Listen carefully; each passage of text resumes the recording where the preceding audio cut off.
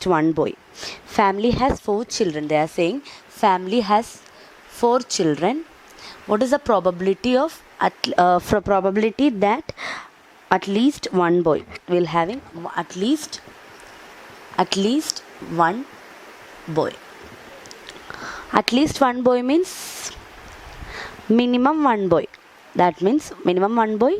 So we can say that minimum one boy means it is least. More than one boy is also okay. Okay, so the family is having 4 children. Family is having 4 children. Okay, so how can we write? What is this? This can be written as probability of at least one boy means minimum one boy. So it can have, or it will have only either one boy or 2 boys. Not okay, 3 boys. Okay, 4 of them boys. So we can write it as P of 1 minus P of all girls, right? 1 minus P of all girls. Okay, so what is the probability that P of all girls? If suppose we are writing like all the sequence, how many will be there? 4 children, na? So what are the possibilities possible? First one is boy, remaining 3 girls, like that. We'll have 16 possibilities.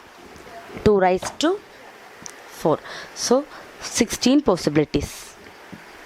So out of them, all girls means what is the probability? Only one condition, na? G, G, G, G. All girls means G, G, G, G. Okay, so what is that? 1 minus all girls means 1 by 16. Okay, what is that? 15 by 16. So this is the required probability of at least one boy. 15 by 16. Okay.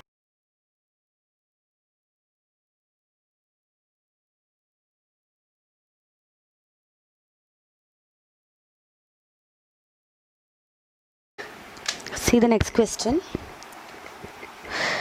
Given that P of A is equal to 1 by 3, P of A is equal to 1 by 3, P of B is equal to 3 by 4,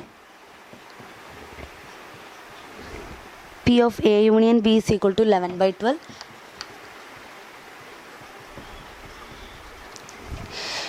what is the value of P of B given A? P of B given A. This is what we need to find. Okay, so P of B given A we need to find. So what is actually P of B given A?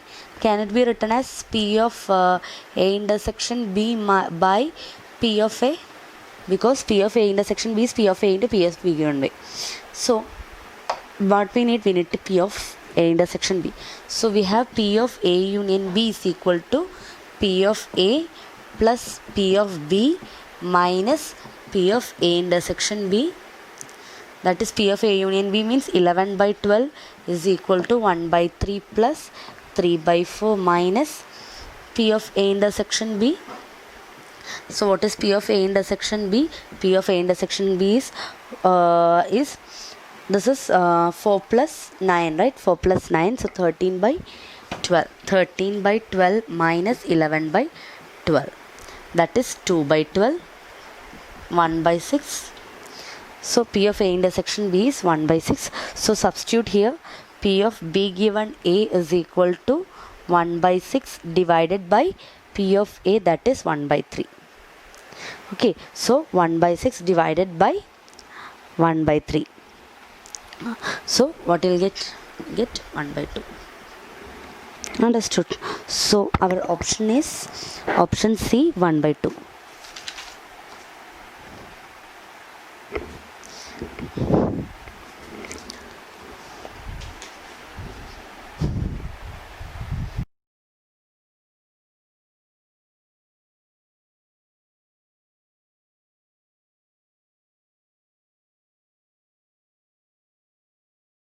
Question.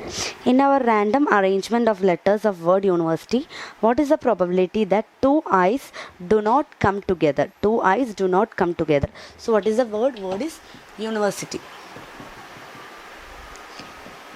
2 eyes do not come together. What you need to find? Probability that 2 eyes do not come together. So this is what we need to find. So see what are the ways in which this word can be arranged. How many ways we can arrange these words? How to find that? How many letters are here? 1, 2, 3, 4, 5, 6, 7, 8, 9, 10. So that is 10 factorial divided by how many repeating? 2. So these are the total number of ways. Total number of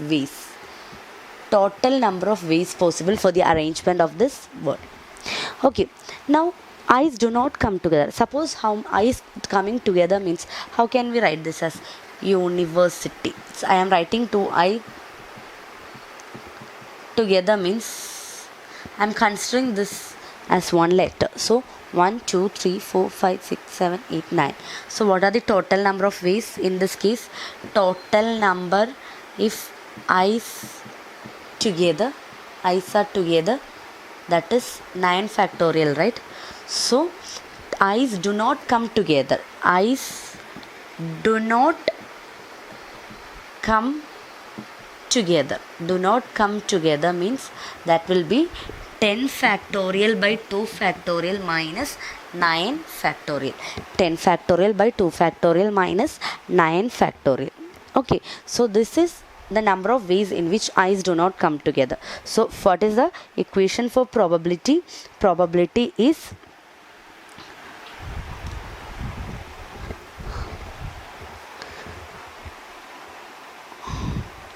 so what is the number of ways in which these eyes do not come together? How can we write probability? P of eyes do not come together is equal to, do not come together means 10 factorial by 2 factorial minus 9 factorial divided by total number, that is 10 factorial by 2 factorial. So once you solve this, what you are going to get? You are going to get the answer as 4 by 5. How to solve this? Just apply 10 factorial by 2 factorial. Then what will be remaining? 10 factorial by 2 factorial is going to be a big number, minus 9 factorial divided by 10 factorial by 2 factorial. You will be going to get the answer as 4 by 5. Okay, so what is the option? We are getting the option as option A, 4 by 5.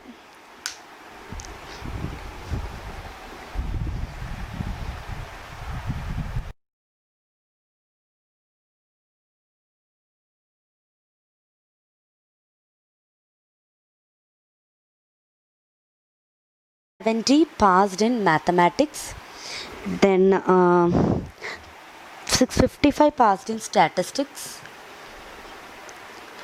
and 30 passed in all. 30 passed in both. So what you need to find, what is the probability that a student selected at random from the class has passed in only one subject? So we need to get the probability of students passed in exactly one subject, right?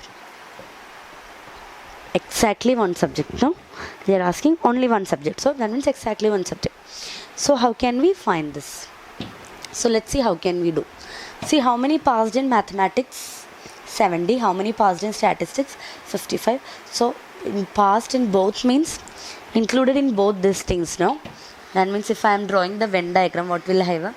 That means here's, this is 70, this is 55, and this is 30. This part is 30. So exactly in max, only in max means that will be 70 minus 30, right? Only in max means 70 minus 30.